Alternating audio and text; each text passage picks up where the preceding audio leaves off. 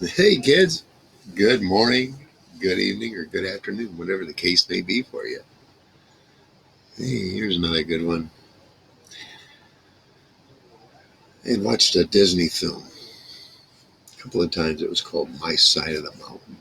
It was about a boy who ran away and lived in a tree, a hollowed out tree stump. Had a had a little little furnace, or not a furnace, but had a little uh, fire in his little thing, and I had it in my mind that somehow I was going to be able to do that. you know, Fight's a fantasy for a child, right?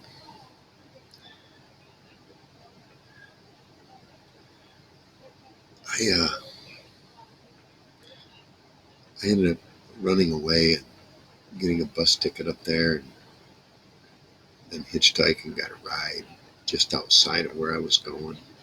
I had visited the area many times, even younger, when my grandfather moved up north, and it wasn't far from where they lived.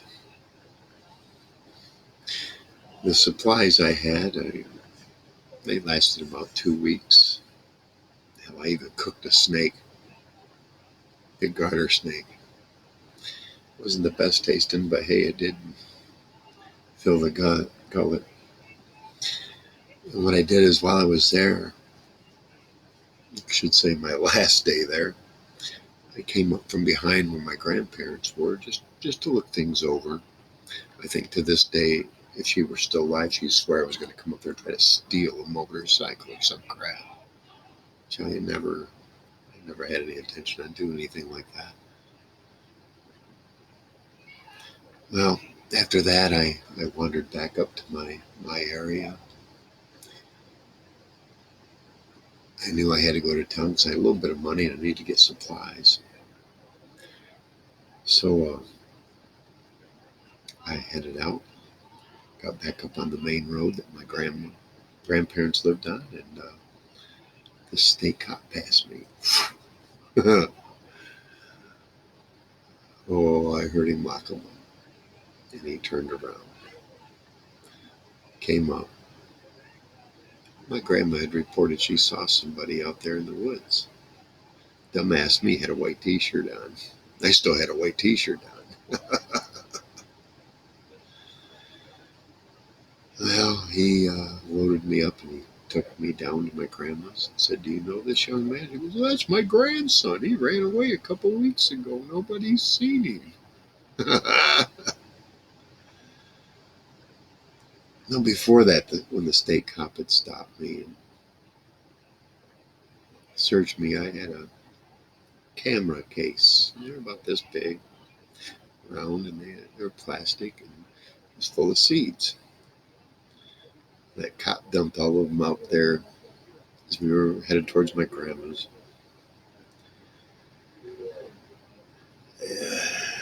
He asked my, like I said, he asked Grandma, "You know this young man?" "Yeah, it's my grandson."